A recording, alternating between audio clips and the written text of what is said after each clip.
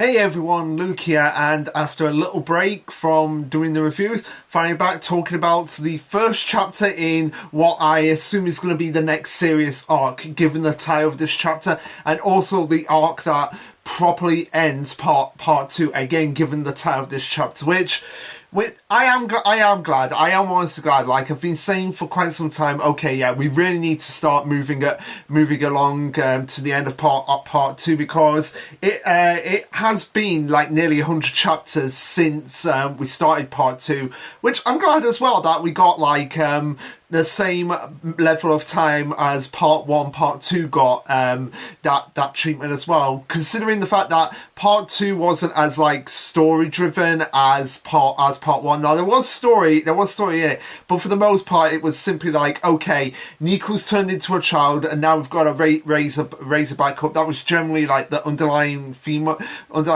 it. And with part two as well, we've had introductions to some very interesting characters like Ban and Charmy have been welcome additions to the cast, but it's nice that we're finally like, okay, part two's ending, we're going to be moving on to part three, which I assume, like I said before, it's going to be like, okay, now we're going to get like the warlocks and the main villains attempting once again to bring Juru back, and then part four might actually be the war between warlocks and witches again. But that's something for later. For now, let's just dive into the chapter itself. So this is chapter 212, titled Childhood's End Part 1. Again, like I said, this is probably like cementing the fact that, okay, yeah, this is the end of part two, and whatever part three is going to be named, I'm all for it. And how actually going to get to that point, that's going to have to be remained to be seen. So anyway, we get Nico bringing up like to everyone, hey, I got my message from my mom. She says she's collected the last of the magical butterflies,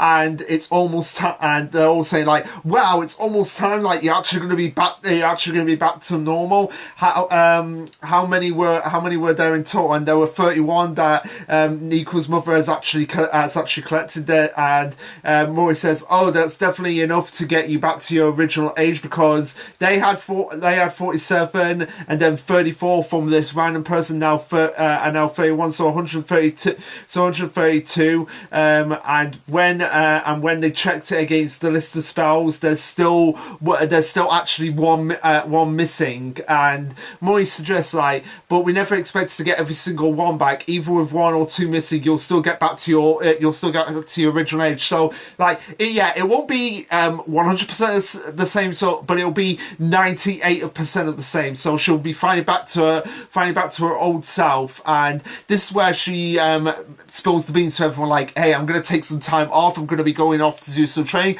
hopefully with Nemu and Charmy, because again, like I've been saying, you got the three most prominent witches in the series, and you've got Nico going to train to get her powers back, basically work to get herself back up to herself. It would be a shame if Charmy and Nemu weren't going to get some basic training, considering as well, even though Nemu hasn't really played much of a part in part two. Now she has played a part, like she's had mini arcs dedicated herself, but compared to part one, she really hasn't been like a central focus there. It's been more focused on Charmy being introduced to the cast, and also Ban.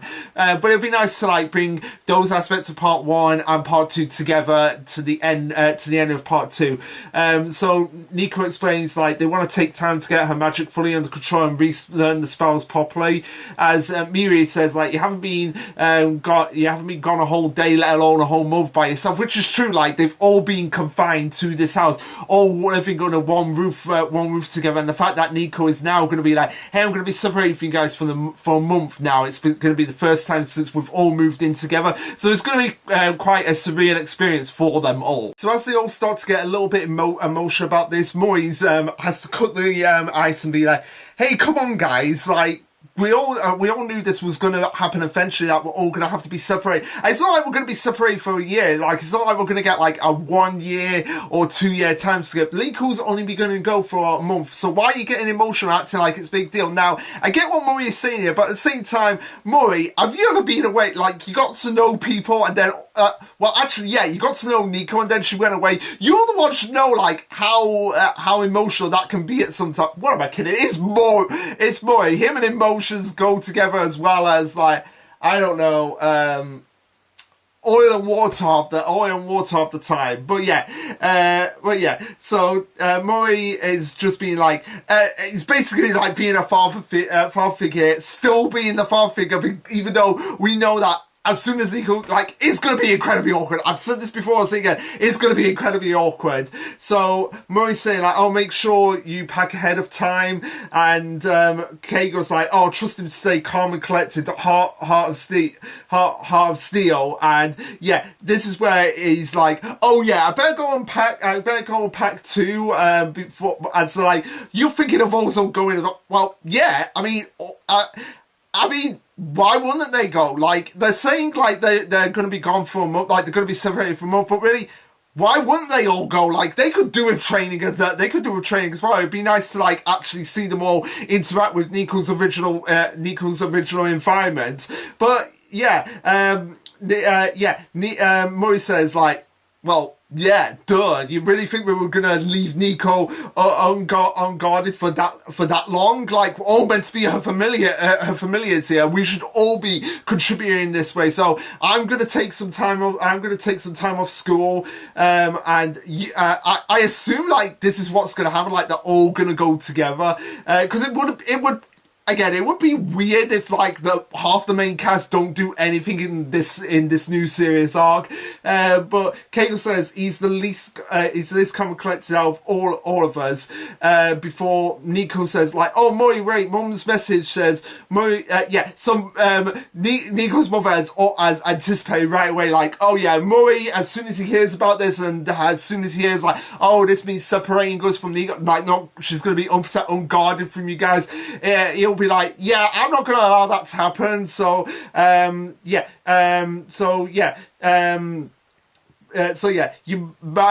anticipating this, but I'm gonna tell him no. Like, we knew this was coming, and we know you, Murray. We know that, Murray. We know that the second that this happens, you'll be like, right, we're going to take some time off. We've got to protect Nico. So yeah, Nico's mother's like, tell him no. Like, he does not need to get involved. He doesn't need to get involved with this. As Nico says, oh, Mom has a lot of prophecies say that we can't get attacked until I'm back to normal. Plus, as well, you're not the only familiars that I have here. I have Ban with me. Ban can turn into a dragon. Like, granted, she's lazy, but she can turn into a dragon. And I was half expecting her to say, like, and plus I'm going to have Charmy and Nemu with me as well. So we'll all be fine. We'll be fine without you guys here. But Murray is starting to feel like,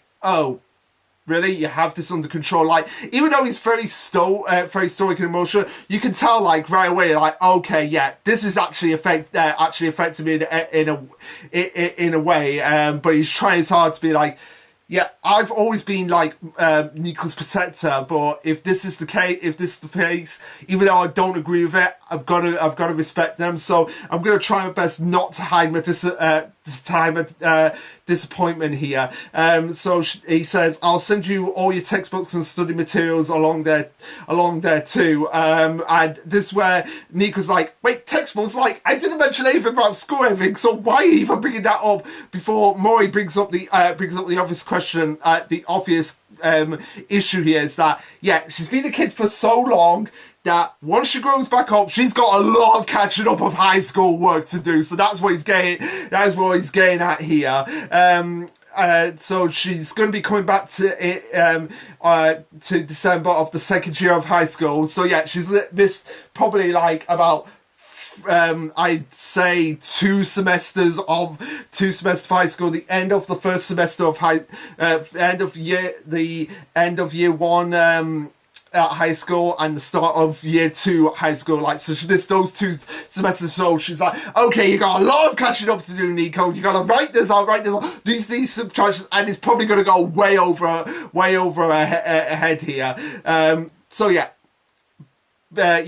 Great on Murray to like be thinking about it from that aspect, that Nico would be way behind and she'd be like, okay, got a speed run to catch up to everyone. Mirio and Keigo are like, oh yeah, this means that we're going to be the senpais to Nika at this point. Like, but it would be nice to actually, because we haven't really been in the school itself, so it'd be nice to get back into the school setting everyone once we get Nico back to normal. Murray explains, all your memories coming back at once will undoubtedly make studying harder to you, so be sure to do a lot of reviewing and reading before you go ahead with this. And this where Murray goes into like pretty much overprotective parent mode here as he brings out Nico's old pajamas and the body and her, saying that her body will get much bigger, and so she's going to have the right clothes for when it inevitably does actually happen. The spell, the butterflies go back into her and shoots back up. She's going to inevitably needing it, and he's put together a first aid bag, which looks like way too kiddie, especially for someone who's going to be like growing back up at an alarming rate. And she said, and Nico's like getting really like exaggerated here of like, okay, yeah, I understand. Okay, Murray, you're going too far here. And he goes, oh, your nail clippers and other bathroom things, they're all in the bag. Here's one of your Eggers band aids and one for your lip balm and those patches of heat packets in. And Nico's like, okay, quit already, Murray. Stop treating me like a little girl, because I'm not going to be a little girl for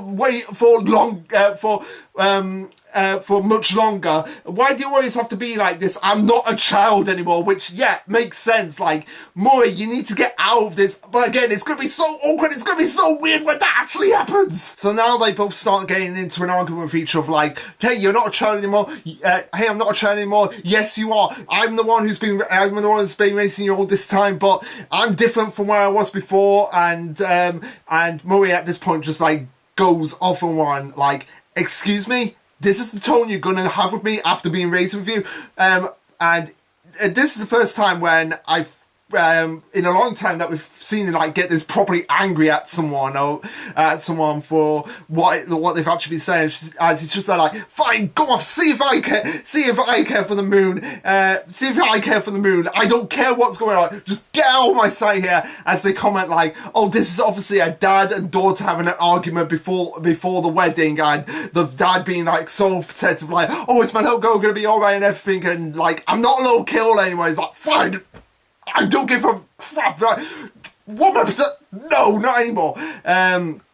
Before Nico says, I can't bear to listen to this anymore. I can't bear listen to this anymore. And Mirio suggests like, hey, since she's leaving on Sunday, why don't we throw a party together? As everyone's like, oh yeah, it's a great idea. I agree to this. But Murray's just like, I'm not attending.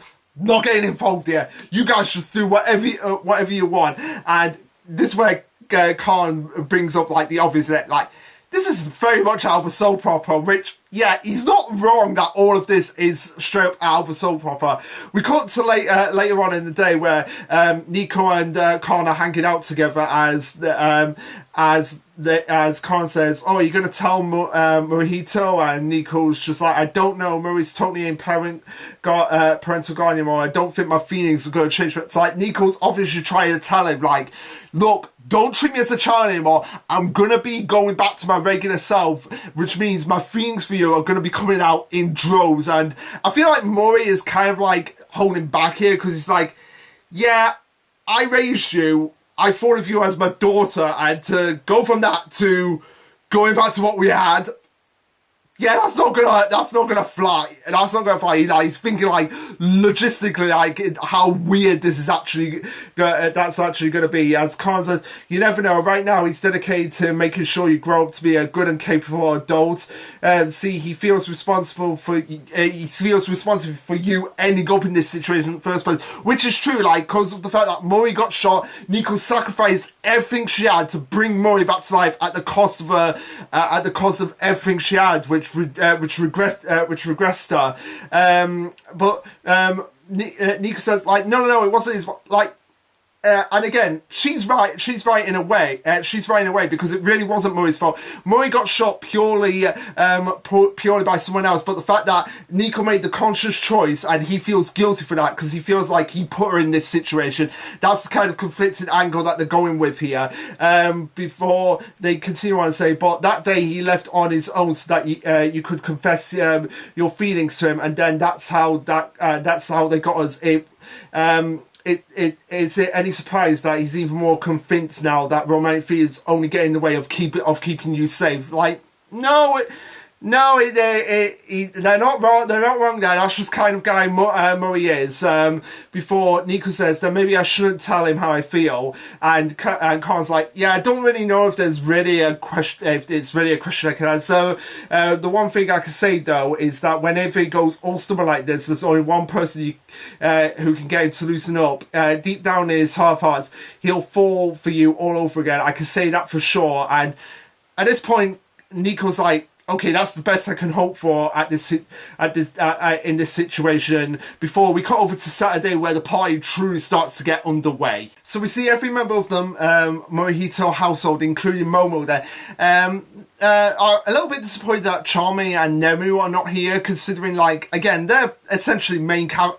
Like, Nemu obviously main character, but Charmy becoming more of a central character in part 2 than ever before. It's a shame that she's not here, but hey ho, what can you do? And Momo says, like, oh, we're all gonna miss you. Yeah, you're the little Nico we were all raised together. When you come back, you won't be. So things will be will be the same as before, but not the same as what it's been for the last, like, nearly 100 chapters, which is going to be a strange thing to get used to. As to say, yeah, I guess that is kind of true. I'm going to miss who you are now. You sure were a handful. Still, this is a happy occasion, so let's all celebrate. And this is where Nico's like, okay, I've got presents for you guys, and I wrote letters to you too.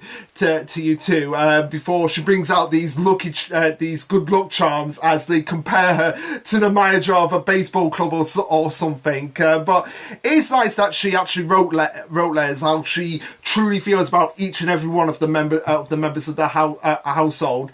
And she mentions, like, oh, I stayed up all night to make them. Like, what, did you follow the Suika from Dr. Stone rules,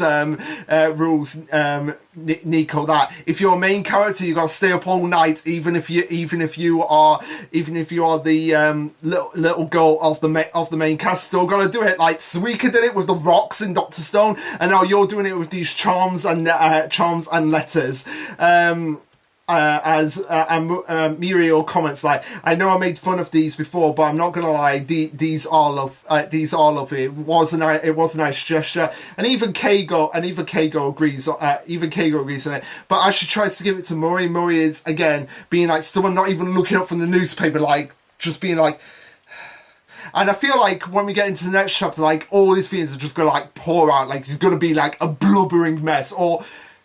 No, he wouldn't be a blubbering mess, although that would be a surprise if we actually got Murray as like a blubbering mess for once, of all the emotions. Like, it's just been pouring, it's just been like building up, it's just gonna overflow.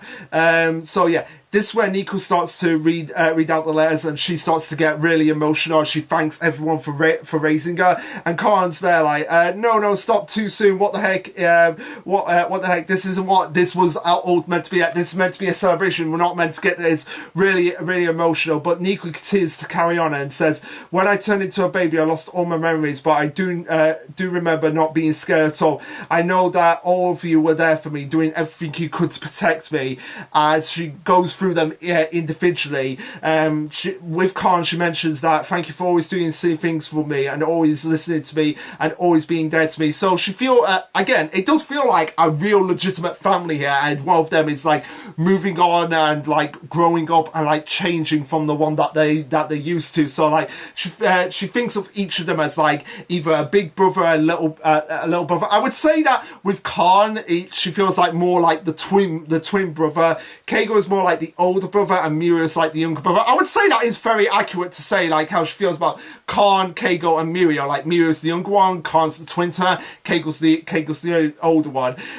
Which she actually she doesn't say like Khan is like her twin brother, but it's very evident that they are legitimately at like twin brother and twin sister.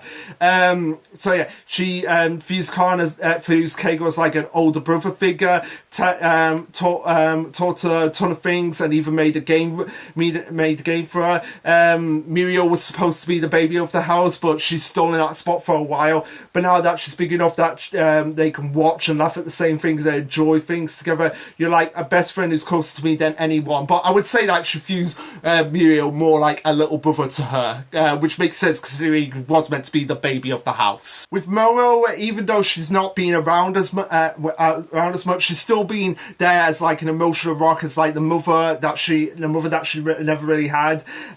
So she was really glad to have someone like her around. And Ban that joined to look after, just strictly to look after her, but really developed a real like big sister bond with her, and a pet to her all in one.